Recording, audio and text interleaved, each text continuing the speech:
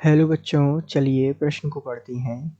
FeCl3 का जलीय विलयन अम्लीय जबकि सोडियम एसीटेट का विलयन क्षारीय है, क्यों?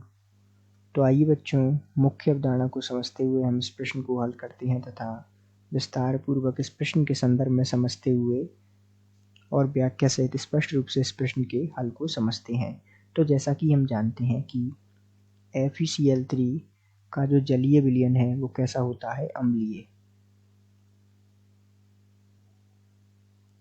इसके पीछे का कारण क्या है? अर्थात FeCl3 का जलीय विलयन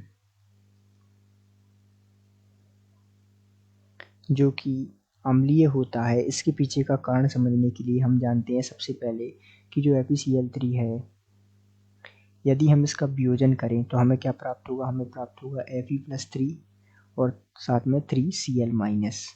तो आइए सबसे पहले हम FeCl3 के निर्माण को जानते हैं। तो जो FeOH3 है तथा HCl से मिलकर इसका निर्माण हुआ है, अर्थात ये जो है दुर्बल क्षार है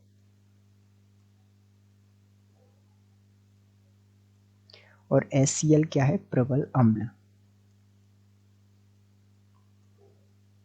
तो दुर्बल क्षार और प्रबल अम्ल होने के कारण जब हमें प्राप्त होता है, इससे क्या प्राप्त होता है? इससे FeCl3 जब इससे प्राप्त होता है तो ये जो अम्ल है ये प्रबल है, इसके कारण ये क्या होता है? अम्लीय होता है। इसका जलीय विलयन कैसा होता है? अम्लीय, क्योंकि ये जो है प्रबल अम्ल के साथ दुर्बल क्षार के मिश्रण से मिलकर बना है, तो इस कारण से इसका जो जलीय विलयन हो जाएगा वो अम्लीय होगा।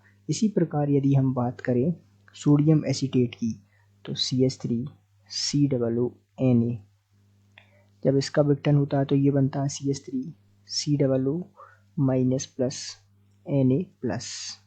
तो सामान्य रूप से यदि इसके निर्माण को हम देखें तो इसका निर्माण होता है CH3COOH, जो कि एक दुर्बल अम्ल है,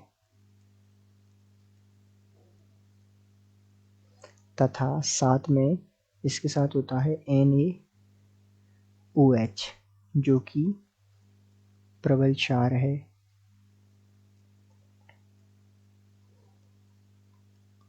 तो चूंकि यहाँ प्रबल क्षार है, इस कारण से इसका जो जलीय विलयन होगा वो कैसा हो जाएगा? क्षारीय हो जाएगा।